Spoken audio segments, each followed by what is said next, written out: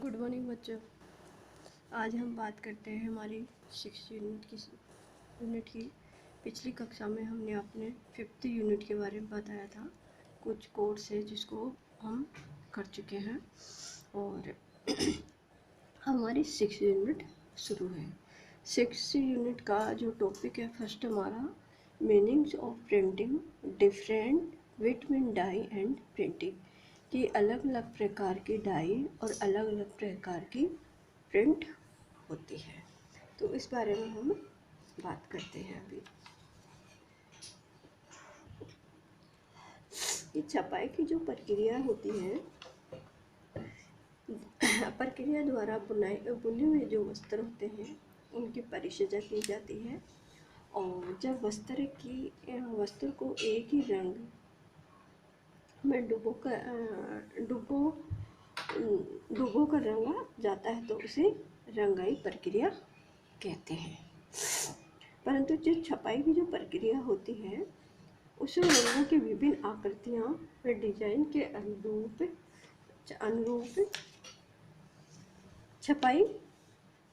छापा जाता है। आज से कि भारत में आज से नहीं अपितु अति प्राचीन काल से ही छपाई विधि द्वारा वस्त्र की परिचर्या की जाती है। उनको अलग अलग प्रकार से छापा जाता है, उनको अलग अलग प्रकार से सुंदर बनाया जाता है। ऐसा प्रमाणित इतिहास साक्ष्य से लगता है कि ईसा से पूर्व कि हजारों वर्ष पूर्व जो छपाई की जो प्रक्रिया का कार्य किया जाता था, परंतु आज छपाई का कार्य केवल हाथों से ही किया जाता है। तो हम पहले बात कर लेते हैं प्रिंटिंग की, कि छपाई की।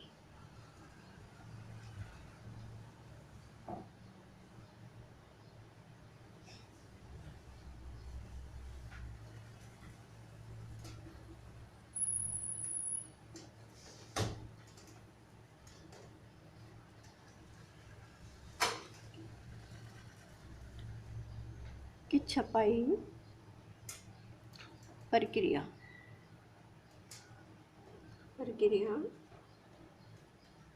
में रंगों को विभिन्न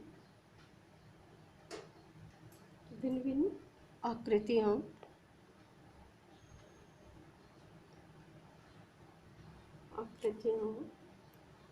एवं डिजाइन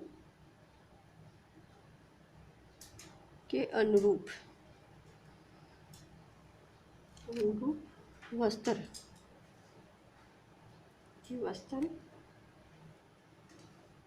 पर छापा जाता है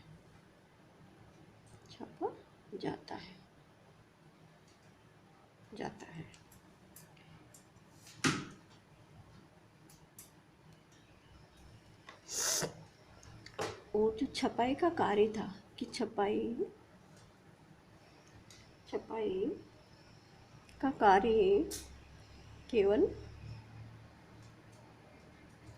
हाथ से किया जाता था,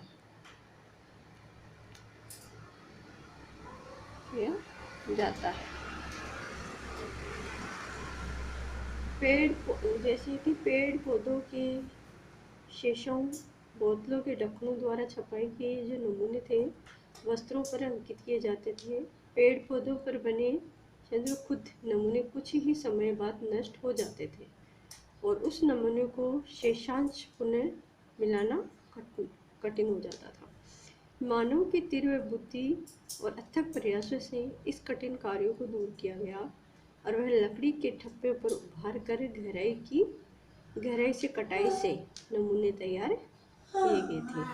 कि जो पहले तो क्या करते थे कि लोग जैसे पेड़ पौधे होते थे उनके जो नमूने होते थे उनको देख के हाथ के द्वारा बनाते थे, लेकिन जैसे जैसे वो क्या कुछ दिन बाद में मिट जाते थे तो उन्होंने क्या किया, लकड़ी के ठप्पे बनाना शुरू कर दिया। कि मानव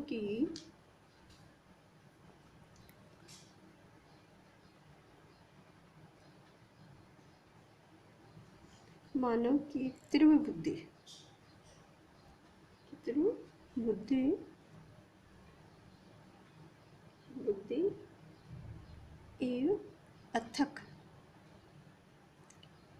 प्रयास ने इस कठिन कार्य को, कि इस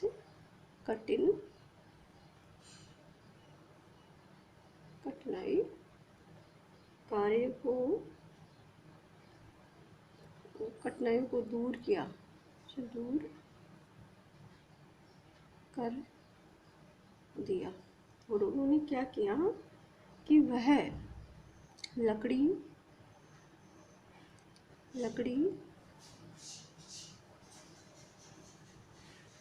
के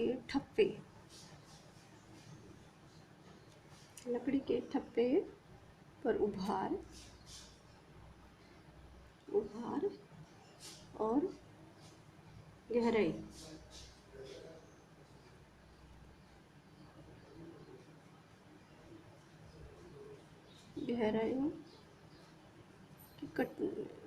गहराई को कटाई से नमूने तैयार करने लगे,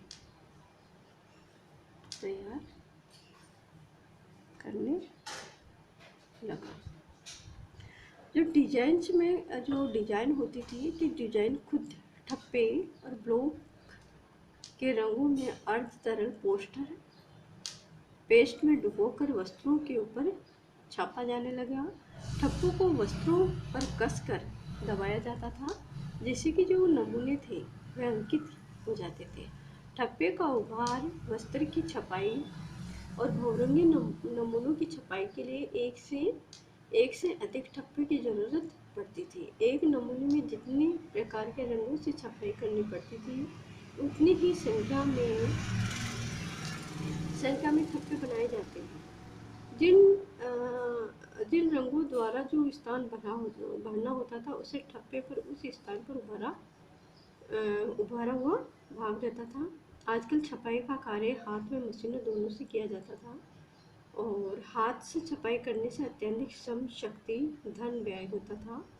और इसीलिए लोग क्या करें कि हाथ से जो छपे वस्त्र ज़्यादा महंगे होते थे, और समय, शक्ति, धन की बचत के साथ ही अधिक उत्पादन के लिए मशीनों द्वारा छपाई कार्य किया जाता था। हाथ की छपाई के जो ठप्पे के सामान जो होता था छपाई के मशीनों में लोहे और तांबे का बड़ा रोलर पर नमूने खुदे रहते थे, और जो नमूने युक्त रोलर होते थे वो एक और रंग की पेस्ट के संपर्क में, दूसरी और वस्त्र के संपर्क में रहते थे। जैसे ही वस्त्र रोलर से संपर्क में आता था, नमूने उन पर अंकित हो जाते थे। बहुरंगी छपाई के लिए अलग अलग रोलरों का प्रयोग किया जाता था, और ये रोलर होते थे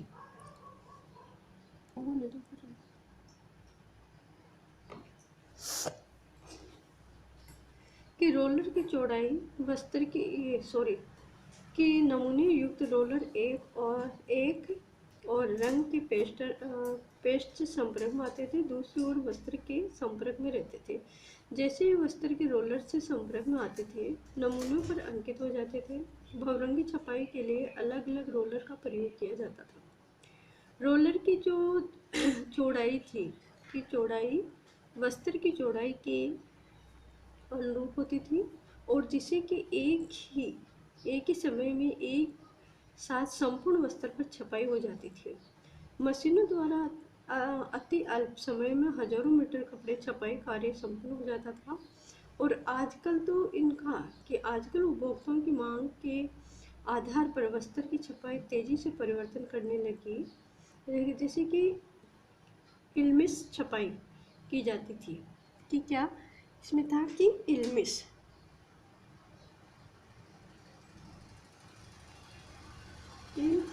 दर्शन छपाई की जाती थी। और इस छपाई में ये पानी के साथ तेल मिलाकर फिर रोलर के बीच से होकर गुजरती थी। कि ये छपाई जो थी, इल्मिश छपाई थी, ये क्या थी कि इसमें क्या होता था कि इस छपाई में पानी के साथ तेल मिलाकर मिलाकर फिर रोलर, रोलरों के बीच से होकर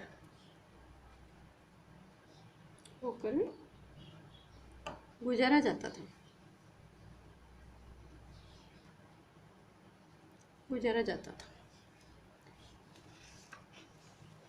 और हाथ की छपाई करने में अधिक श्रम, शक्ति, समय व्यय होता था, परंतु हाथ से की गई जो छपाई थी वह अपनी अलग ही सुंदरता होती थी।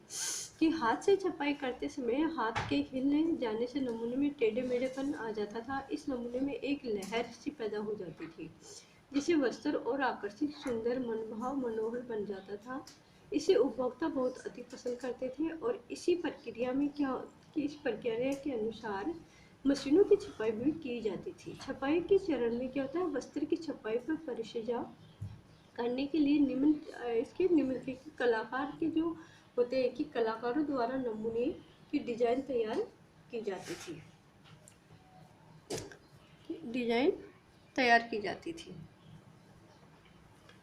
जाती थी, और ऊपरी पे आकर्षक डिजाइनों का चुनाव करना होता था।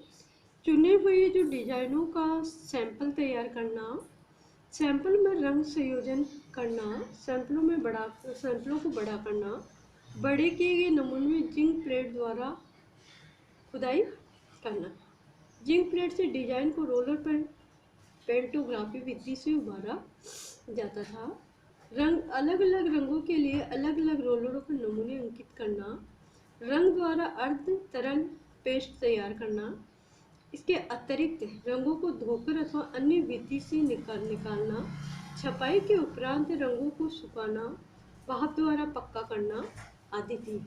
अब इसमें छपाई की जो विधि थी, कि छपाई की विधि कि छपाई कैसे कैसे की करती थी, कि छपाई की विधि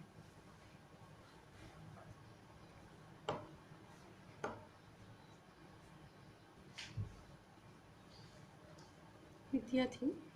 पहला तो क्या था इसमें,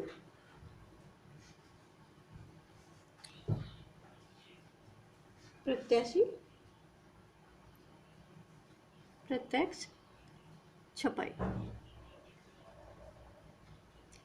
इसमें क्या था कि ब्लॉक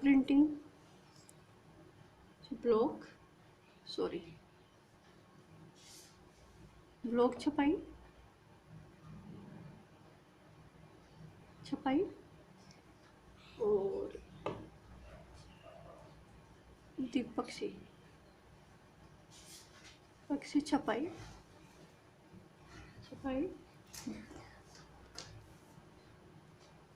ब्लोच छपाई, रोलर छपाई,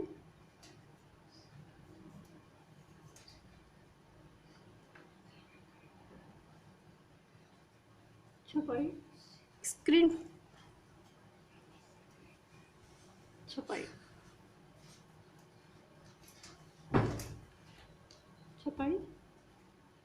फ्लॉक छपाई, स्प्रे छपाई और स्टेंसिल छपाई।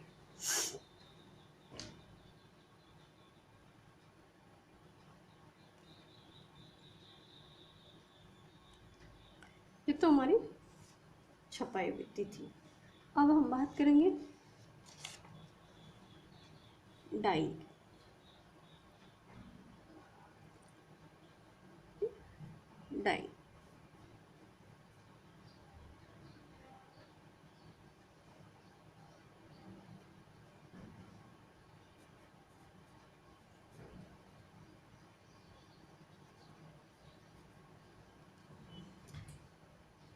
कि इसमें क्या था कि डाइंग में कि विभिन्न वर्ग के रंगों को भिन्न प्रकार के भिन्न रंगों के प्रति सादृश्यता होती थी और सभी वर्ग के जो रेशे विभिन्न रेशों द्वारा नहीं रंगे जाते थे। कुछ रेशे में अम्लीय रंगों में रंगे जाते थे, तो कुछ सारे उदासीन रंगों से ताप शून्य रेशे से वस्त्रों को रंगना कठिन होता था, क्योंकि इसमें अवशोषण क्षमता का जो पूर्णतः अभाव होता था, और जो रंग होते हैं कि रंग रेशों के भीतर तक नहीं पहुंच पाते थे। ऊनी रेशे अमले द्वारा सुंदर ढंग से रंगे जाते थे। रेशे के भीतर गहराई तक पहुंचकर वस्त्रों को रंग देते थे। उदासीन जो रंग होते थे कि सूती लिनन, जूट व पटसन की छपाई की जाती थी। रंगाई की जो प्रक्रिया होती थी वस्त्रों को रंग के घोल में डुबोकर की जाती थी, और रेशों से लेकर वस्त्र निर्माण की जो किसी भी प्रक्रिया में उन्हें रंगा जा सकता था, परंतु रंगने की जो वह विधि थी वह संपूर्ण रेशों, धागों, लच्छियों, वस्त्र जो भी डुबोकर रंगा जाता था। अब वस्त्रों को कि इसमें क्या था, वस्त्रों की निम्न प्रक्रिया थी। तो हम पहले आपको इसकी थोड़ी सी इसकी ढंगी परिभाषा बताते हैं कि वस्त्रों को सुंदर, आकर्षित और मनोभाव तरोताजा बनाने के लिए रंगों का जो प्रयोग किया जाता था कि जो छपाई की कि जब वस्त्र को एक रंग में डुबोकर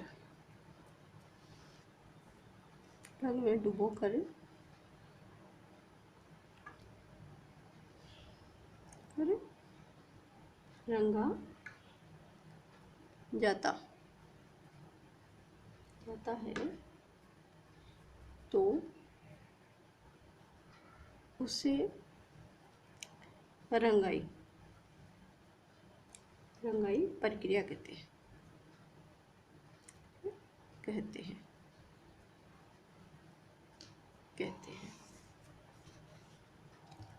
और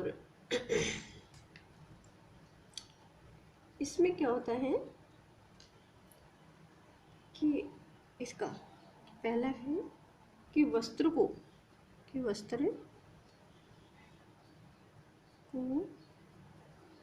गीला करना। दूसरा है रंग को अमल, सार या अन्य घोल में डुबोना।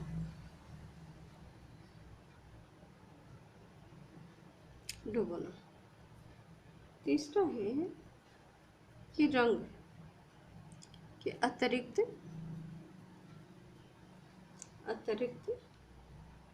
कणों को हटाना। और चौथा है कि रंग पक्का करना।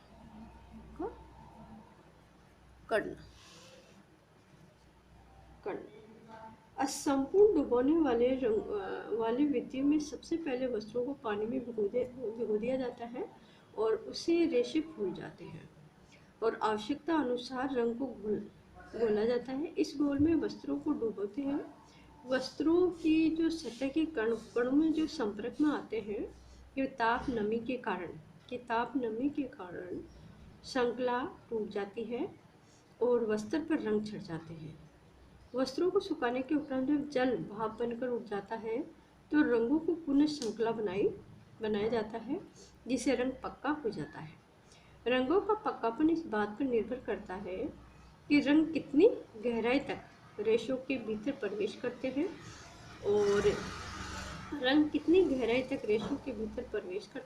और उतना ही स्थायी व पक्कापन रहता है। वस्त्र निर्माण में जो कच्ची अवस्था में रंगाई की जाती है वह अच्छी रहती है। रंगों का जो रंग होते हैं कि रंग पक्का भी रहता है। तैयार वस्त्रों को रंगना ज़्यादा सरल और सस्ता है, परंतु रंग रेशों के भीतर ज़्यादा गहराई तक नहीं पहुंच पाते हैं, क्योंकि जो धागे की ऐंठन होते हैं, बुनाई की संघन, कढ़ाई, नमूने आदि को रंगों के जो रेशों के भीतर प्रवेश करने में बाधा पहुंच जाती है। और इसी प्रक्रिया से कि रंगाई का जो काम होता है वह कच्ची अवस्था में किया जाता है और तभी रंग अधिक अंदर प्रवेश करता है और इसमें सबसे पक्का गहराई और टिकाऊपन बन जाता है। वह रंगाई की प्रक्रिया है कि कितने प्रकार से होती है।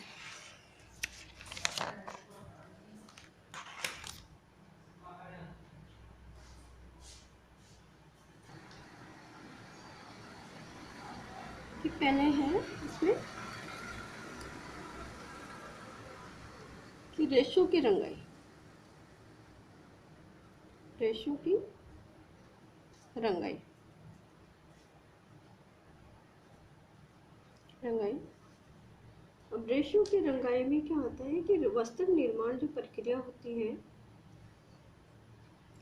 रेशे सबसे सरल इकाई है, इससे वस्त्रों का निर्माण होता है और ये कच्चे माल होता है, इसे रोक स्टॉक भी कहते हैं। कच्ची अवस्था में अगर रेशों को रंगा जाता है तो वह ज़्यादा रंगाई प्रक्रिया प्रवेश करती है और सभी जो स्थान होते हैं समान रूप से रंग चढ़ जाता है उन पर टिकाऊपन। अब इसमें क्या होता है टॉप रंगाई कि इसमें भी अलग होते हैं कि टॉप रंगाई ड्रॉप रंगाई और स्टोक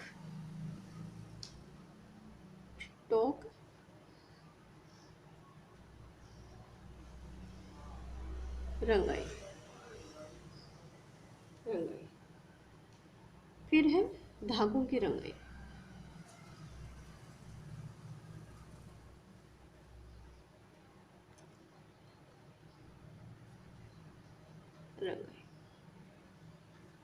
तैयार वस्त्र, तीसरा है तैयार वस्त्रों की रंगाई।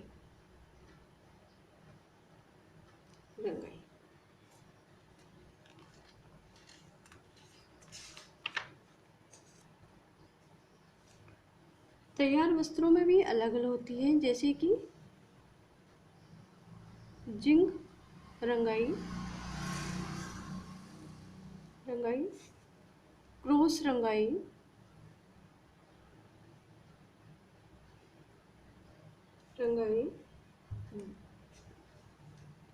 बांध कर रंगना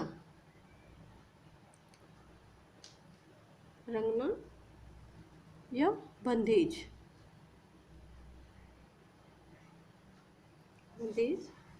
फिर रेल रंगाई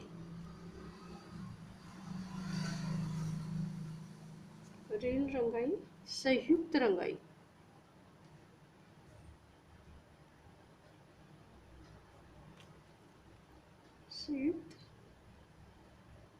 रंगाई निरंतर रंगाई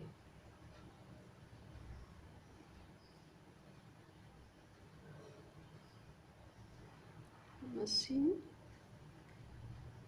द्वारा रंगाई।